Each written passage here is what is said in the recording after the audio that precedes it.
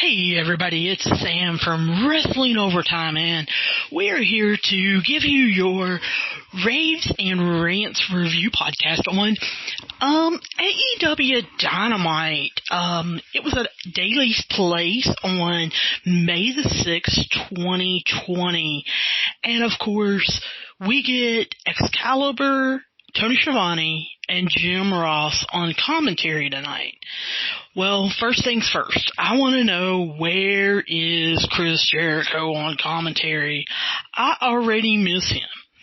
I mean, just seeing the three of them without Chris Jericho being there just makes me feel lost.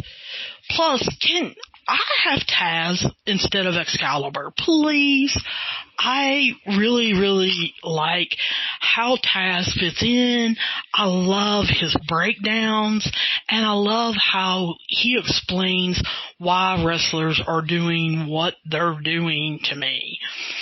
Now, starting off just watching tonight, I really like the live look of having the show in Daily's Place in Jacksonville, because tonight we're actually going to see the sun going down while the show goes on, and I don't know, I just think that that's going to be really cool. First matchup tonight is Cody versus Joey Janela. Now, started it off, it was back and forth right at the opening, but quickly Cody took over, especially after it went outside the ring. Cody ended up hitting Joey with a disaster kick and then a moonsault. Joey did, however, hit a super kick, and then it went to a brawl. Cody ended up hitting the Crossroads for the win. This match, it was okay. It wasn't anything really exciting or anything like that. And it was what it was. Jim Ross explained it probably best when he said Cody didn't want to sit around for 3 weeks. He wanted to keep wrestling and keeping, his body warmed up for Double or Nothing, taking on Lance Archer. So, that's what this match was. It was a warm-up match, or something like a warm-up match. Then we got Tony Schiavone on the stage. The best way I can explain it is him trying to interview Nyla Rose, the women's AEW champion. However, she wasn't really having it. She basically said she is the most dominant force in AEW's women division. Well, I wonder if she's heard my episode from, 2 weeks ago about Tessa Blanchard yet? Maybe I need to send it to her, because I don't see her beating Tessa if Tessa would decide to come to AEW. But our next match of the night is Nyla Rose versus Kenzie Paige. As they get ready to start the match, they show us around the ring. Now, it's split up like it has been in past weeks. On one side, we have the heels, and we see Penelope Ford and Dr. Britt Baker. Then, when they pan over to the babyface side of the ring, we see Shadea and Chris Statlander. Well, as the match started, Nyla quickly threw Paige across the ring. And then they start talking about Kenzie Paige. They mention she's only 18 years old, and this is her AEW debut. What a debut against Nyla Rose. Well, Kenzie tried to get some offense going by attempting a sunset flip, but Nia grabbed her. Kenzie tried a forearm, and Nyla just looked at her before clotheslining her. Nyla then hit a senton and a powerbomb for the win. Afterwards, it was kind of cool to see Nyla go over to the babyface side of the ring and show them her title. But to prove that she wasn't playing favorites, Nyla actually even took the title over to the heel side of things and showed Ford and Dr. Britt Baker the title and pretty much was like, you don't have this. This is mine, and I'm keeping it. Then, we got an MJF promo. He was sitting in a chair talking about how he's coming back to AEW after his recent bout with injuries. Remember his hangnail and his neck cut he got from shaving? To remind us, though, that he's only 24 years old, and he's getting compared to Ric Flair and The Rock and Rowdy Roddy Piper. Now, who's doing this? Who's comparing him to that? Because MJF is gonna be great. I believe that, and I've told you that in past episodes.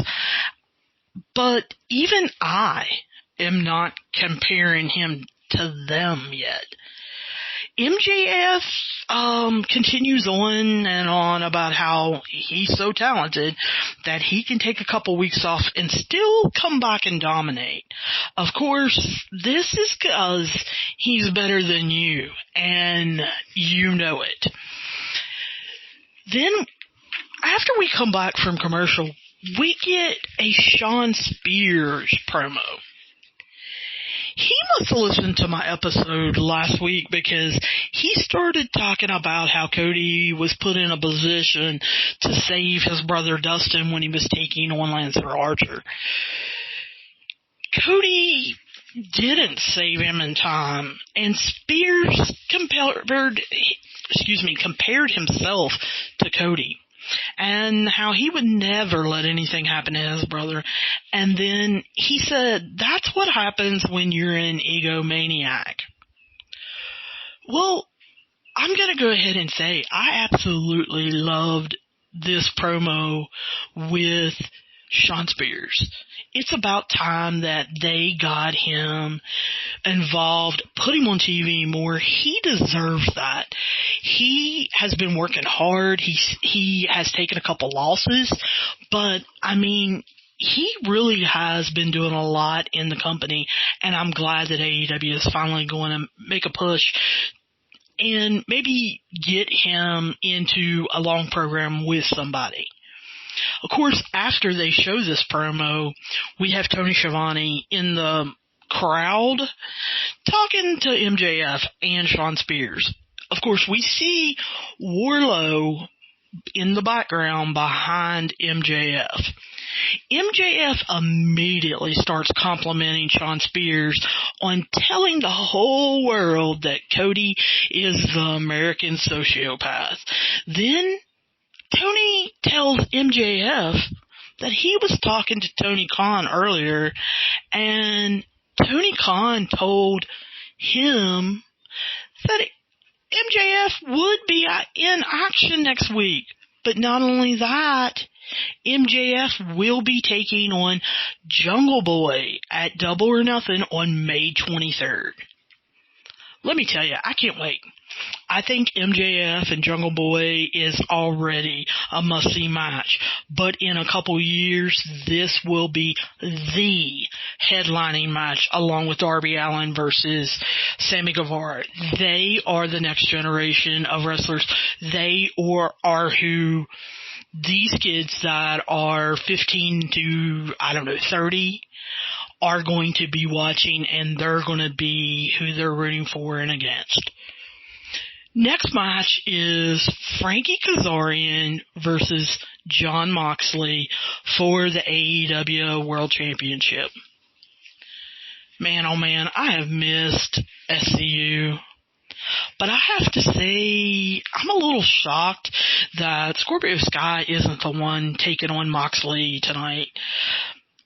See, the last 2 weeks or so, they've shown us video packages on Scorpio Sky and how he kind of got into wrestling and everything.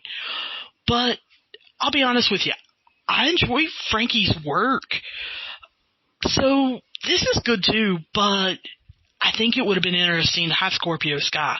I realize that probably has to be a program that's going to be a long program that they're going to have to put together. But I don't know. I'm happy that we're getting to see Frankie Kazarian.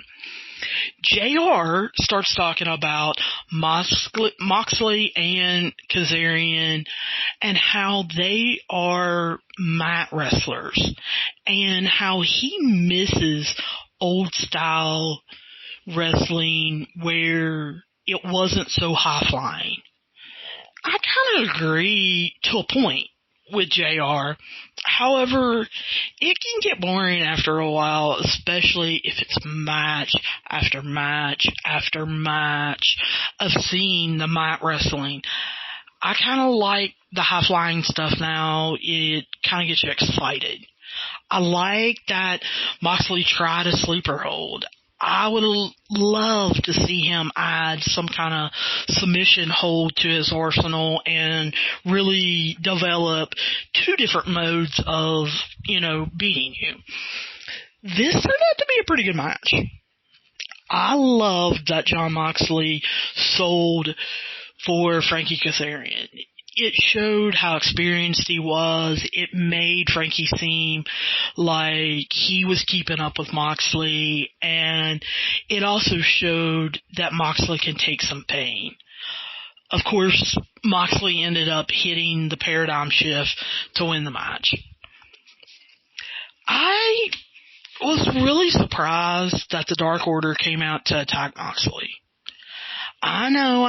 I told you guys that I thought Brody Lee would be the next long program that Jon Moxley had.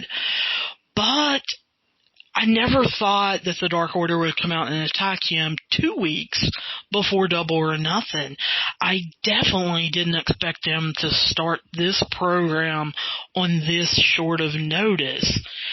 Brody Lee came out in a suit to tell Moxley that he is accepting the bounty that Jon Moxley issued last week.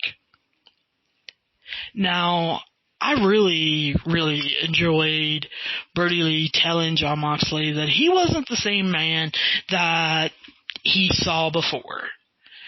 Of course, we all know that that's referencing WWE, and I'm enjoying him kind of poking the WWE all the time. I really do. He's actually kind of intriguing here more so than he was in the WWE as Luke Harper.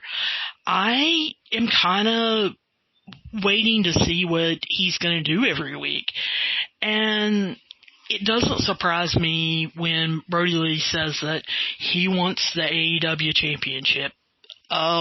He actually puts the mic down in front of Jon Moxley, who's still on the mat, and Jon Moxley answers him with, all you had to do was ask.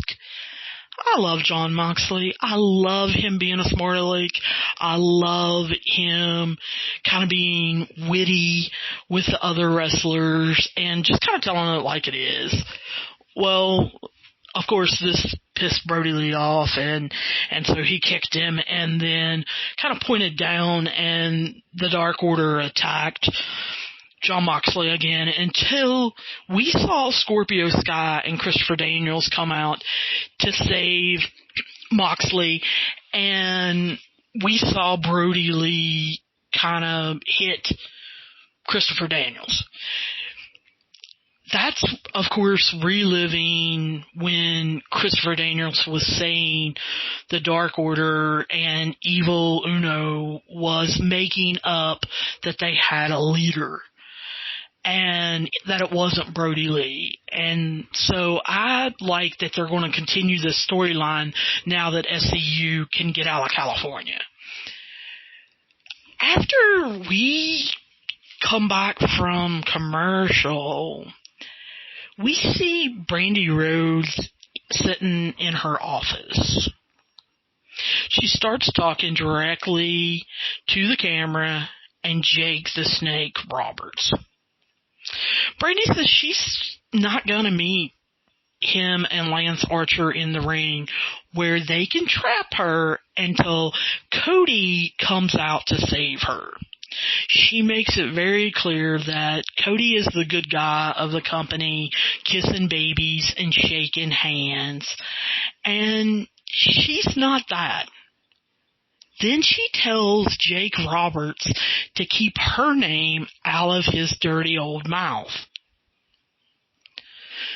Well, the next match is QT Marshall with Brandy Rhodes versus Lance Archer with Jake the Snake Roberts. Now, I'm happy, and it was really good to see Jake Roberts, and I like that he's wearing a mask since he's 64 years old, and he has had some health issues. But why is Brandy out there? Didn't she just cut a promo like 5 minutes ago about how she wasn't going to let them trap her? I mean, good Lord, Brandy, use some sense. And how stupid does she think wrestling fans are? I mean, she just literally said, I don't want them to trap me.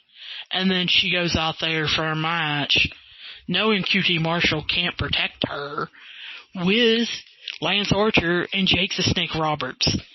So you know this is going to end very, very, very, very, very, very badly. Anyway, QT Marshall at the start hits Lance Archer a couple times and never moves Archer. Then Lance Archer tosses him into the corner, and they end up on the apron where Lance just throws QT off. Dr. Britt Baker has to get involved, and she hit QT with her shoe. And so Brandy ran over to jerk the shoe away, and she ended up throwing Dr. Britt Baker's expensive shoe up in the stands. Now, I want to stop right here because I want to talk about that. Is this the match or the program that we get to see next? Brandy Rhodes versus Dr. Britt Baker? Well, sign me up. If they do that, I think Brandy could actually take her, and I would get pretty excited about seeing that. Now, Lance Archer ends this match with the blackout, and then he used the claw to pound QT's head into the mat for the win. It was like how he did Dustin Rhodes. But what's important is what happened after the match. Dr. Britt Baker jumped the barricade and hit Brandy with a DDT on the floor. Lance picked up the knocked out Brandy and got her in the ring. And Jake the Snake Roberts had left and went and got his real python from years ago and ended up putting it on Brandy Rhodes in the middle of the ring. Now, JR explained to us that the locker rooms where Cody is are over next to Jacksonville Jaguars Stadium, and they're a golf cart ride away. I gotta be honest with you, I marked out when the snake came. I remember it from my childhood, and I kind of was fascinated with it when I was a kid about him getting the snake out of the bag and putting it on someone. However, I pretty much quickly realized that I don't really maybe remember Jake the Snake correctly. I don't remember him being a dirty old man and putting the snake all over women's bodies. I'm not sure how Brandy laid there and let Jake hump on her, or how Brandy sold the snake around her face, and Jake putting the snake between her legs.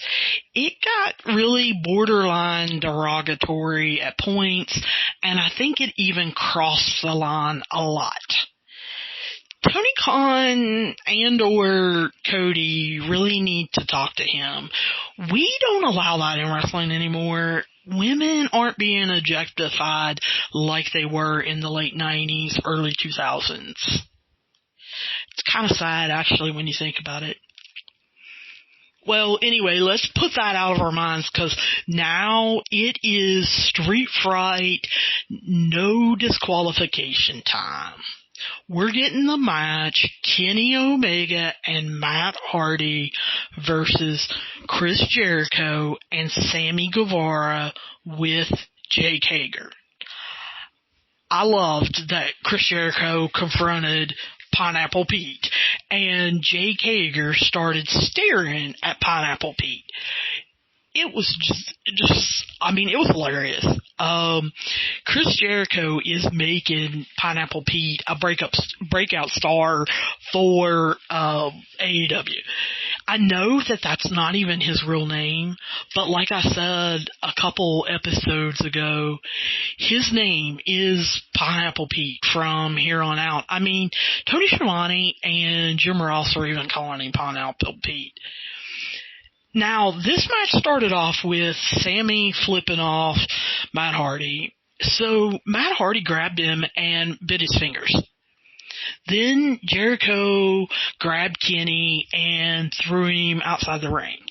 I absolutely loved the action in this match. Usually when you have more people in a match, the guys have a tendency to kind of lay around and wait on the camera to be on them. Not in this match. You could tell they expected the cameras just to keep up with them. And I urge you, if you didn't see this match live, or you didn't DVR it, then you need to go watch it on AEW's YouTube page, because in this match, you definitely did not know what was happening next. I really didn't expect for it to stay in the ring as long as it did. I definitely didn't expect the fans and the wrestlers that were in the crowd to follow them all over the stadium and the concourse and the stands and everywhere just to watch it. We saw Hardy hit the Twist of Fate, and that brought back a lot of memories, especially after Chris Jericho threw him down the tunnel, headed back to backstage, and he came back out in his Hardy Boy clothes. That was just so cool. Omega and Hardy ended up getting out a table and a ladder, and of course JR commented kind of what I was thinking about how it just seemed like old times for Matt. And I was kind of thinking, well, here's the end of the match, and we saw Jake Hager interfere by pulling the referee out of the ring, and I had to catch myself and remember, oh, no DQs, no DQs. Then I checked my watch and realized, oh, this is not even close to be over, because it wasn't time for AEW to go off the air. So after commercial, we find them out in the stands, and then they started heading to the concourse. Matt Hardy slammed Jericho into an ice box, and the door came open, so Jericho reached in and picked up a bag of ice and threw it at Matt Hardy's face. And then him and Jake Hager picked up Matt Hardy and put him into the ice box. They shut both sides of the ice box, kind of trapping him in there. Well, Kenny then ended up coming over and hit both of them with a trash can. I absolutely loved as Kenny and Chris Jericho were fighting, Jericho putting a traffic cone on his head and acting like a witch. I thought that was hilarious. I mean, then we had Kenny picking up the wet floor sign, the yellow ones, and hitting Jericho in the back. You could actually see the pieces coming off the signs that he hit him so hard in the back. Then we got to see Matt Hardy escaping out of the icebox. JR and Tony said he was now Damascus? Well, how on earth did they know that? How are we, as fans, supposed to know when Matt Hardy turns into Damascus? Is there some way you guys know? If you know the drill. You gotta write me at wrestlingovertime@gmail.com and let me know what the trick is. Because I definitely did not know when Matt Hardy turned into Damascus.